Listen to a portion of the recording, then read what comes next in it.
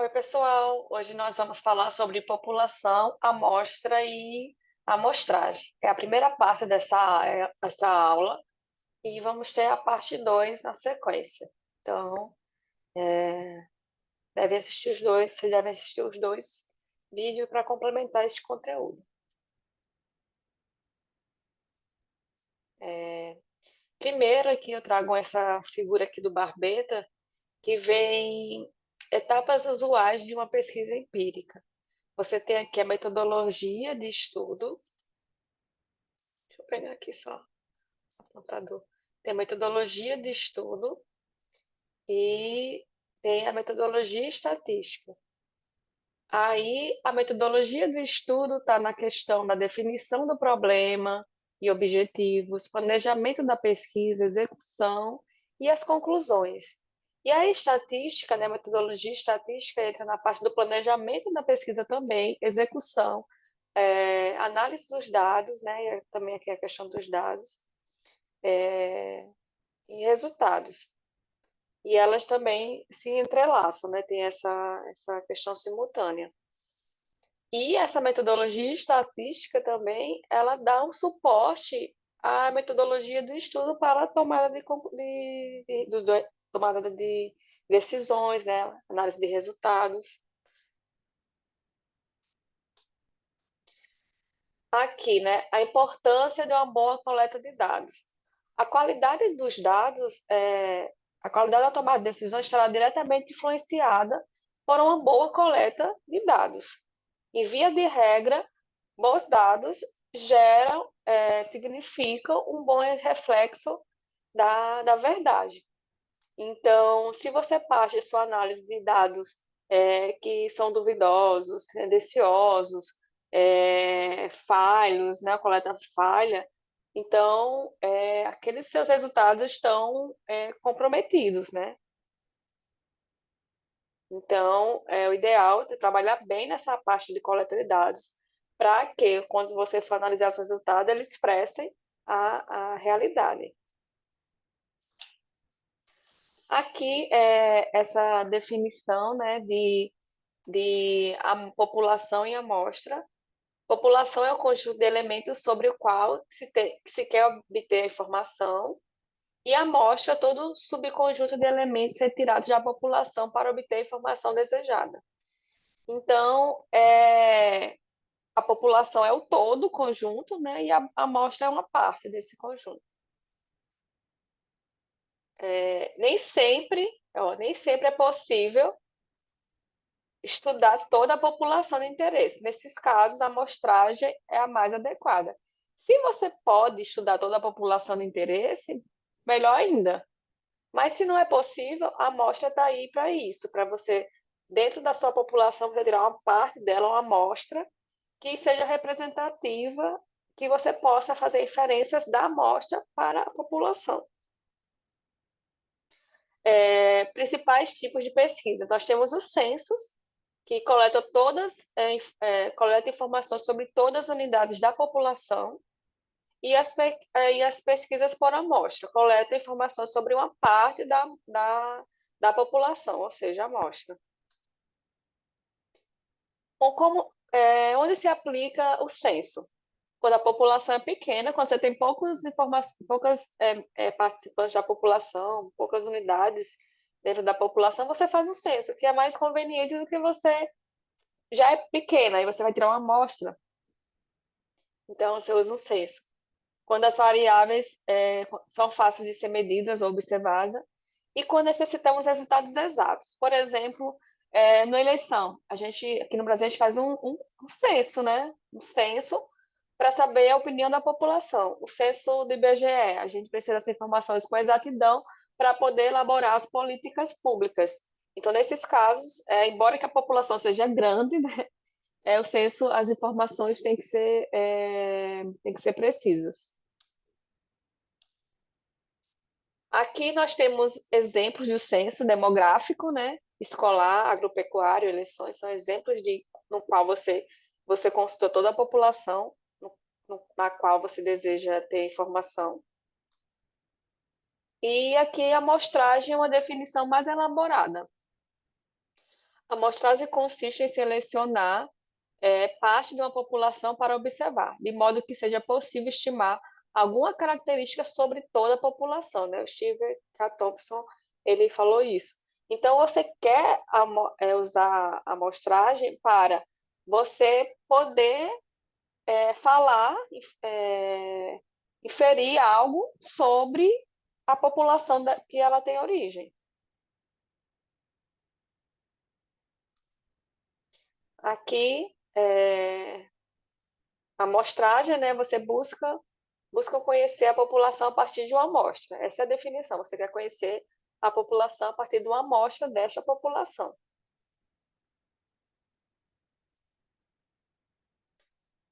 É a amostragem onde se aplica. Quando a população é grande e infinita, as observações ou mensurações têm alto custo, né? Quando você vai fazer uma análise, você fazendo todos os elementos da população vai gerar um custo muito alto. Testes destrutivos, você quer analisar a resistência de tijolos. Aí você vai fazer um ensaio de porosidade, de tração. Aí você, nesses ensaios, você torna inservível aquela amostra, né? Aquele tijolo, né? Então, imagine se eu vou fazer amostrar um censo com todos os tijolos, vai destruir toda a sua produção para fazer análise? Não, né? Você vai fazer uma amostragem, né? Tirar uma parte do todo para poder fazer esses testes. E também quando há necessidade de rapidez. Aqui uma ilustração, né? Também é do Barbeta, 2010. É, ilustração de um levantamento por amostragem para avaliar a pesquisa do consumidor. Aqui a população, todos os possíveis consumidores, né? E a amostragem, né? Você vai ter um subconjunto dos consumidores que representa essa população para poder fazer essa inferência estatística. Então, você tira uma parte do todo para poder determinar uma característica da população. Então, essa é a qualidade da amostra.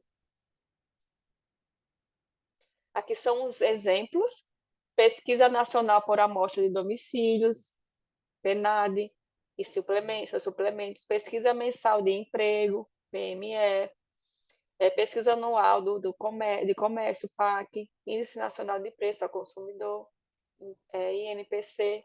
Então, são exemplos de amostragem. Aqui as vantagens, né?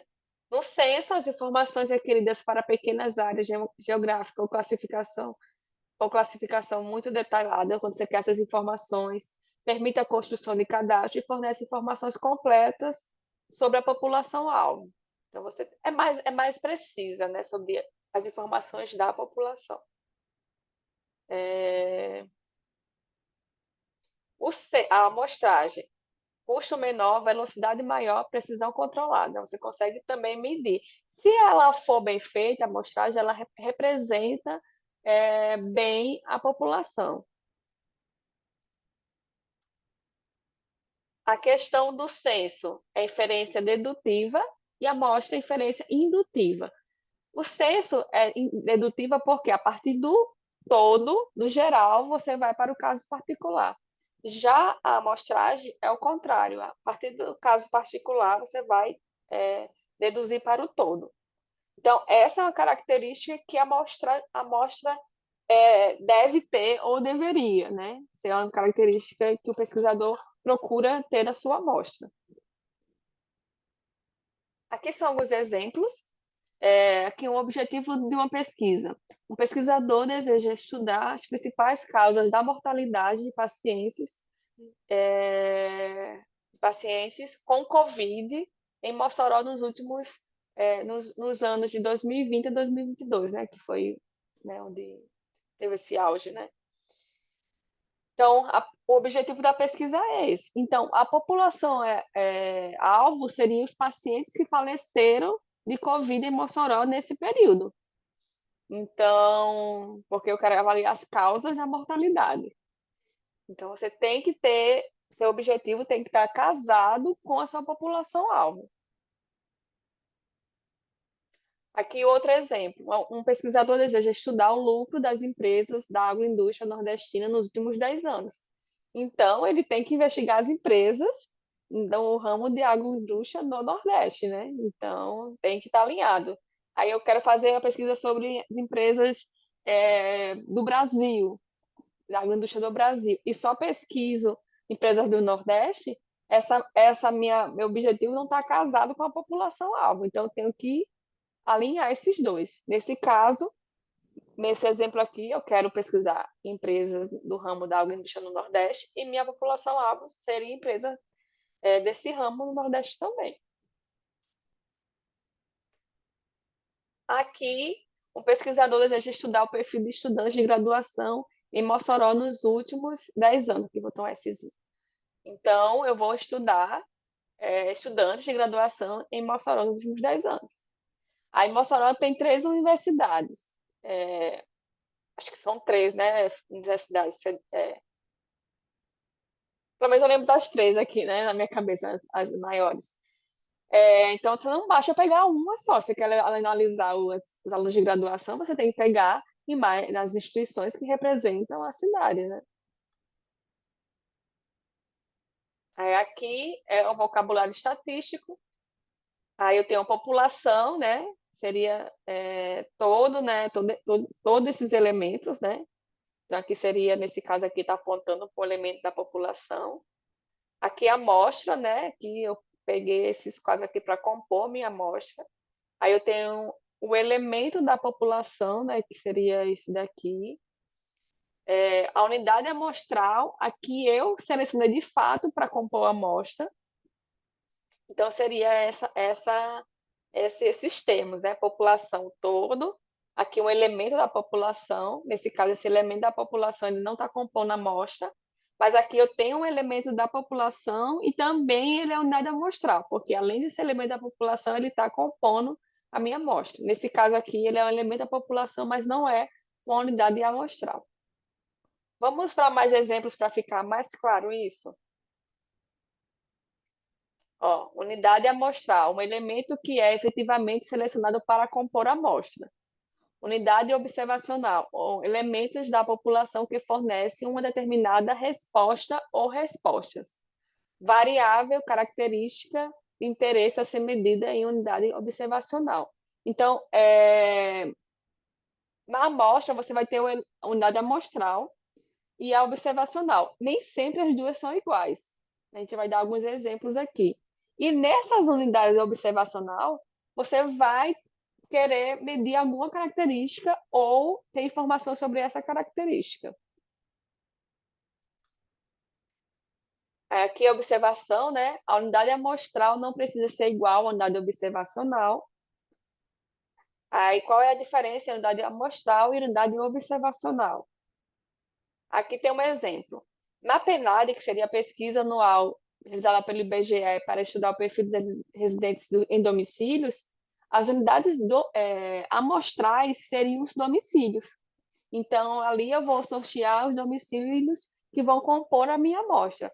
Mas a unidade observacional, que vai fornecer as informações, seriam os residentes, as pessoas que moram naquele domicílio. Então, tem essa diferençazinha. A unidade amostral é selecionada para compor a amostra e a observacional seria a unidade que vai responder as informações sobre aquela característica. Nesse caso, seriam os residentes. Nesse caso aqui, a unidade amostral e observacional são diferentes. Aqui nesse outro exemplo, a pesquisa para avaliar a intenção de voto para governador do estado do Rio Grande do Norte para a eleição na primeira quinzena de maio,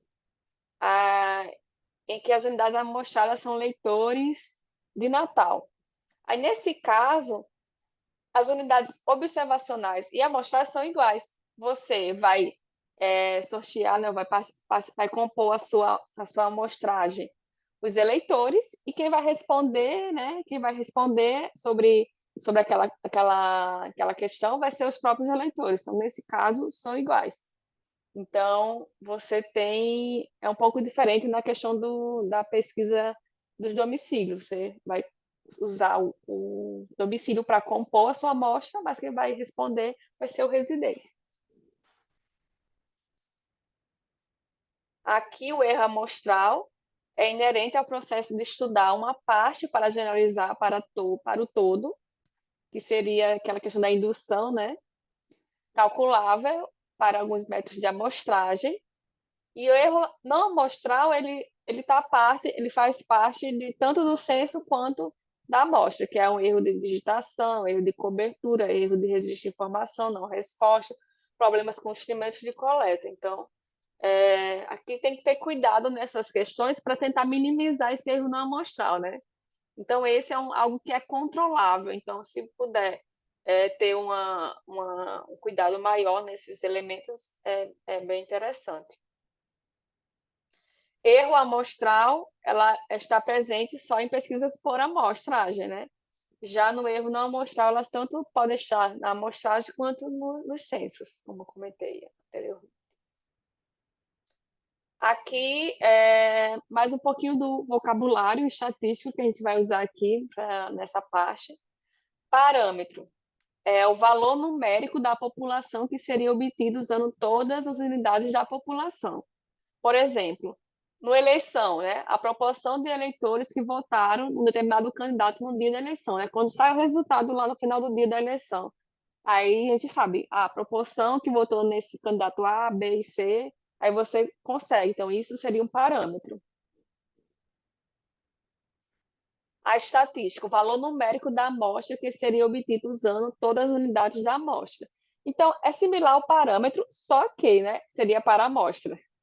Então, nesse caso, a proporção de eleitores que disseram que votariam no determinado candidato na pesquisa boca de urna, né? Que é quando você está lá na votação e faz uma pesquisa naquele dia, com os eleitores que estão chegando para votar. Então, ali é uma amostragem. Então, seria a proporção que vota no candidato A, B ou C, seria a estatística. É. Aí, o estimador seria uma estatística usada para estimar o parâmetro. Então, você vai usar essa proporção, essa estatística que eu usei, que eu tenho da amostra, para tentar estimar para o parâmetro que seria a característica populacional. É uma variável aleatória, isto é, seus valores variam de acordo com a amostra observada. Então, o valor do estimador calculado para uma determinada amostra. A proporção de eleitores que disseram que votariam no candidato, a pesquisa boca de urna é 37. Então, você coloca essa estimativa. Então, você tem ideia, né, que ali pode dar um indicativo sobre o resultado final do parâmetro, que seria a questão do resultado da eleição. Aqui, instrumentos de mensuração de variáveis. Tem casos que eu vou realizar, né, para realizar medidas físicas, normalmente temos instrumentos bem estabelecidos, unidades e padrões de medidas. Se eu tiver uma peça e eu quero avaliar as suas medidas, se ela está conforme lá o padrão, o que deveria estar. Então, eu posso usar uma régua e ter aquela escala métrica, né, em centímetros, milímetros. Aí, uma temperatura, eu tenho um termômetro para medir essa temperatura. Então, eu consigo medir esses valores com precisão. Mas, em alguns casos, quando precisamos medir variáveis em seres humanos, aí as coisas são um pouquinho diferentes, né? Então, precisamos construir, às vezes, questionários. Então, vão ter variáveis quantitativas, que devemos deixar clara a qualidade que a gente está trabalhando de medida, e as variáveis qualitativas, que nós devemos especificar as possíveis categorias ou atributos. Temos que deixar claro no questionário para ficar mais fácil a análise. Aqui, por exemplo, um questionário qualquer. Aí, há quanto tempo o senhor ou senhora trabalha nesta empresa? Aí você deixa aqui em anos completos, ou poder deixar meses, tá? Então, aqui você tem que deixar expresso qual seria a unidade que você está trabalhando. Aqui o estado civil. Aí, o estado civil é um parâmetro, assim, uma variável qualitativa, nominal, né? São sinônimos. Então, você não tem um valor melhor ou pior, né? Então, não é uma escala numérica, mas aí você pode mostrar aqui a categoria para a pessoa marcar, né? Solteiro, casado, viúvo, desquitado, divorciado. Então, a pessoa marca de acordo com o que ela se enquadra. Em muitas situações é comum tentar extrair de um indivíduo o grau de certa característica. Satisfação, qual é a sua satisfação com o meu produto? Qual é o seu conhecimento sobre isso? Como você se sente ao avaliar tal coisa? Então, aí você pode construir uma escala, até que a gente usa muito a questão da escala Likert. Você constrói uma escala, mas no questionário você tem que deixar claro é, os extremos dessa escala para a pessoa poder responder conforme você deseja, né? Aqui, por exemplo, deu uma nota de 1 a 5, sendo 1 para o grau mínimo, aí eu deixo claro, 1 é grau mínimo, e 5 grau máximo para as seguintes características relacionadas com você e o curso que está fazendo. Aí aqui você vai preencher, não. Didática dos professores do curso, aí você vai marcar grau de conhecimento aí na sua avaliação, bibliografia disponível. Aí você vai marcar laboratórios, conteúdo de programas das disciplinas oferecidas, encadeamento das disciplinas. Você vai marcar conforme a sua análise. Aí vão ter várias pessoas respondendo. Aí o pesquisador vai receber essas respostas e vai analisar, né? Então, você aí pode também ter, não necessariamente é só de 1 a 5, né? Pode ser até um número par também, se você quer extrair certas características ímpar, ou até botar números, uma maior gama de números. Então aqui seria uma forma de usar essa escala, um exemplo. Uma coisa muito importante é você usa qual a característica que você desejaria dentro de uma amostra? A principal característica é generalizar as estimativas da amostra para a população como um todo, né? Para toda a população que você está querendo estudar.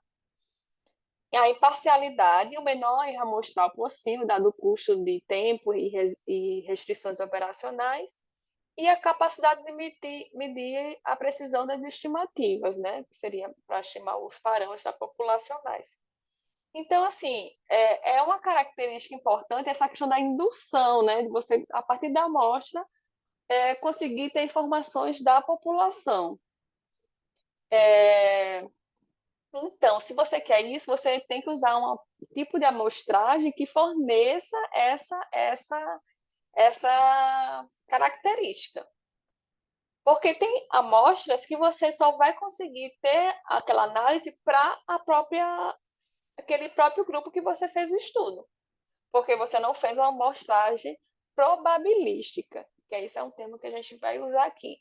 Mas, às vezes, na sua pesquisa, não é viável fazer uma amostragem probabilística, você vai para a não probabilística, que você não vai ter não permite essa questão da generalização, mas você vai ter alguma informação sobre aquela área, né? Então, se você não conseguir esses dados mais gerais, partir para a amostragem probabilística, é interessante entender que você não vai conseguir generalizar para toda a população, mas pode ser que seja adequada para o seu objetivo de estudo, né?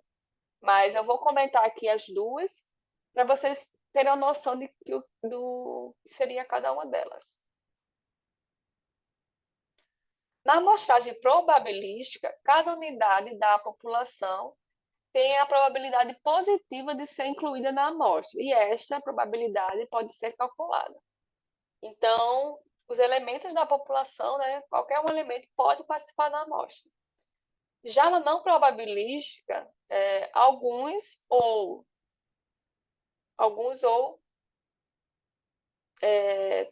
de todos, né, alguns elementos da população, eu escrevi mal aqui, mas enfim, foi na hora de digitar. Mas alguns ou todos os elementos da população, você não conhece a probabilidade de participar na amostra. Alguns até nem têm essa probabilidade, nem conseguem ser inseridos, não tem nem a chance de entrar. Então, seria uma amostragem não probabilística. Aqui serão as técnicas de amostragem. Aí aqui eu vou ter, na probabilística, técnicas aleatórias, né? Então, os elementos, eles podem compor, né? Os elementos da população podem fazer parte dessa amostragem. Aqui na amostragem simples, eu tenho com e sem reposição, que a gente vai falar um pouquinho mais na parte 2 da aula, a gente vai falar um pouquinho mais sobre ela. E na não aleatória, que é a não probabilística, pode não permitir generalizar inferências para a população. Então, se no seu estudo isso aqui é muito importante, então você não pode ir para amostragem não probabilística, não aleatória, tem que ir para uma aleatória. Ah, não, professora, mas eu entender aqui ou como funciona esse grupo vai ser interessante por isso, por isso, por isso. Você tem uma justificativa para isso? Então tá, então ok. Então vai em frente. Mas é bom se refletir se o tipo de amostragem que você vai fazer na pesquisa. Aí, agora, nessa primeira parte, eu vou falar um pouquinho sobre essas técnicas aqui, das não probabilísticas, por conveniência, por julgamento, por cotas e bola de neve. Por conveniência, a palavra meio que já diz, né? É, é empregada por participação voluntária ou os elementos da população são escolhidos por uma questão de conveniência e simplicidade. Aí eu falar com meus amigos, vizinhos, com estudantes, quem passa na rua no horário que eu estou querendo, no horário de sombra, né? Que eu não quero pegar sol. Então, é uma questão de conveniência. Ela é mais rápida, barata. Só que vem aquela questão, né? Que a gente já está comentando aqui, eu estou querendo reforçar com vocês. Esse tipo de amostra, ela não garante que a amostra seja representativa para a população como um todo, devendo ser empregadas para situações extremas ou em casos especiais que justifiquem a sua utilização. Então, é uma questão a ser levantada aí, né? Mas, estou aqui explicando para vocês. Aqui um exemplo.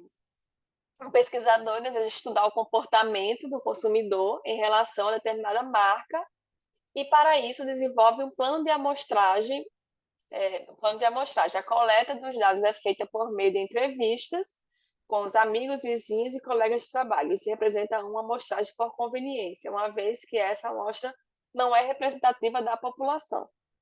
É importante ressaltar que, se a população for muito heterogênea, os resultados da amostra não podem ser generalizados para essa população. Então, é essa a questão, né? Talvez, se você perceba que aqueles elementos que a população é muito parecida, você está numa região muito, como eu posso dizer, que tem características similares entre si, muito fortes. Então, talvez você consiga ter uma aproximação da realidade. Mas, se for muito heterogênea essa população, esse tipo de amostragem não vai trazer informações para a população como um todo.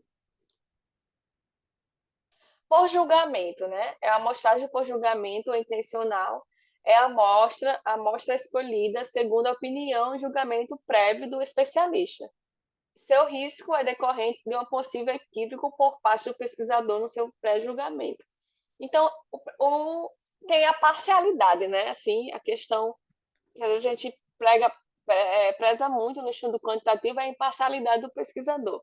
Nesse caso, o pesquisador ele tem essa questão de opinião sobre esse tipo sobre as unidades que vão ser analisadas. Nesse caso, esse tipo de amostragem requer o conhecimento da população, né? E dos seus elementos selecionados por parte do pesquisador. Então, aqui um exemplo: a pesquisa busca identificar razões que levaram um grupo de trabalhadores de uma empresa a entrar em greve. Para isso, o pesquisador entrevista os principais líderes dos movimentos sindicais, bem como os trabalhadores sem qualquer em movimento com a natureza. Então, nesse caso, como o tamanho da amostra é pequeno, não é possível realizar o resultado para a população, já que a amostra não é representativa da população. Sempre essa tecla, né? Estou batendo, né? Essa pesquisa ela vai servir para você ter a opinião dos líderes e desses trabalhadores que foram realmente entrevistados. Mas não significa que todos os trabalhadores daquela empresa pensam dessa mesma forma ou tenham fortes indícios que pensem dessa forma que foram levantadas. Mas essa pesquisa pode usar como um ponto de partida, né? Por cotas, ela é uma variação da amostragem por julgamento. Nesse caso, fixamos as cotas com base para algum critério específico. Dentro das cotas da cota, a seleção dos itens da amostra depende do julgamento do entrevistador. Então, você faz mais ou menos quanto você quer de cada parcela daquele grupo, né? Vamos dizer assim, é parecido até com a estratificação que a gente vai ver mais na frente. Mas quando você vai, de fato, entrevistar, você vai ter esse julgamento da escolha, né? Aí cai nessa questão que a gente comentou no julgamento.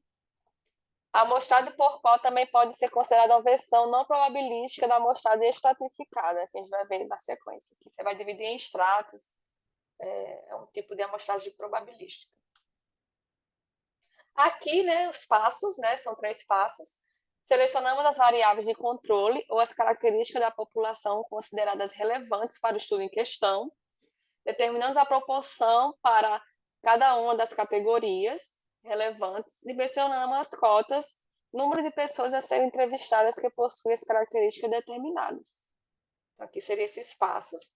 Aí tem característica, né, as vantagens, baixo custo, rapidez e a conveniência, e também não sendo possível generalizar os resultados da pesquisa para a população, né? Então não há essa garantia, né, como ela não é amostragem aleatória.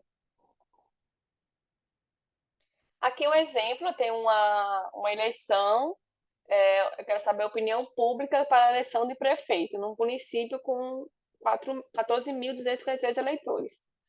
Aí, objetivo, né, a pesquisa tem por objetivo identificar as intenções de voto de acordo com por sexo e faixa etária. Aqui tem a tabela com essas frequências e aqui foi calculado o tamanho da amostra e a de 200 eleitores. Então, aqui eu tenho a quantidade do sexo masculino e feminino e por faixa etária. Aqui eu vou ter a proporção de cada um, né? Eu calculei a proporção de cada um. E aqui, como eu sei que a amostra é 200, aí eu vou obter para cada, né? 0,35, né? De vezes 200. Eu arredondo para o primeiro inteiro. Aí uma pessoa. E assim vai, né? Então eu tenho aqui vou multiplicar, né? Essa tabela 2 aqui por 200. E aí vamos ter o número de pessoas de cada sexo e faixa etária para serem pesquisadas, tá? Aí, se eu tiver 2 pesquisadores, aí eu posso dividir, né, isso aqui para os 2, aí ficaria, aí você vai dividir, se tiver 4 pesquisadores, aí você vai dividir a quantidade das pessoas a serem entrevistadas para os pesquisadores. Aliás, nem pesquisadores, entrevistadores, né? Desculpe. E, por fim, a amostragem não probabilística bola de neve. A amostragem de propagação geométrica ou bola de neve é bastante utilizada quando os elementos da população são raros e de difícil acesso. Neste método, devemos identificar um ou mais indivíduos da população-alvo e estes identificarão outros indivíduos pertencentes à mesma população. O processo é repetido até que seja alcançado o objetivo proposto ou o ponto de saturação. O ponto de saturação é atingido quando os últimos entrevistados não acrescentam novas informações relevantes à pesquisa, repetindo assim os conteúdos dos entrevistados anteriores. Então, é meio que você usa os próprios elementos que são observados ali, as unidades observacionais, para indicar, né, a inclusão de outras pessoas, de outros elementos, até você fechar aquela amostragem. Aqui as vantagens, né? Permite o pesquisador localizar a característica desejada da população, facilidade da aplicação, pois o recrutamento é feito por meio de indicação de outras pessoas pertencentes à população, baixo custo, por necessita menos planejamento, né? Porque as próprias entrevistadas vão dando elementos, então você não requer tanto planejamento, né? O planejamento vai acontecendo. E é eficiente para penetrar em populações de difícil acesso. Aqui um exemplo, né? Aqui, determinada empresa está recrutando profissionais com um perfil específico. Aí o grupo de contratados inicialmente, ele, ele indica outros profissionais. E aí vai sendo feito até você completar o número de vagas. Aí, até o Fávero, né, que é onde eu peguei a referência dessa parte, ele coloca como um exemplo de amostragem. Mas um exemplo mais específico de amostragem também, eu poderia dizer assim, por exemplo, você está vendo, você quer pesquisar sobre como avaliar um projeto dentro da minha empresa. Como eu estou avaliando esses projetos novos. Aí você vai e conversa com os gestores, né, com os gerentes. Aí esses gerentes dão a sua opinião. Aí você depois vai para os diretores, né? Aí eles dão essa opinião deles. Aí quando você percebe que não tem mais informações das pessoas novas que estão sendo inseridas na amostra, aí você pode parar, né? Você, tá, estão começando a falar as mesmas coisas que os outros já comentaram. Então, é um sinal que ali já meio que teve a saturação, tá bom? Aí aqui são as referências que eu peguei para essa parte e finalizamos a primeira parte da aula e tem a segunda parte que nós vamos ver na sequência. Aqui eu destaco só a questão que essas amostragens não probabilísticas tem que ter cuidado que elas muitas das vezes não é possível generalizar os seus resultados para a população de interesse. Então, para você usá-las, tem que ter uma justificativa, ela é importante, então tem que pensar bem nesse sentido da justificativa para ela ser válida, né? Porque aí a sua pesquisa também vai ter aquele rigor necessário, tá bom? Então é isso e até daqui a pouco.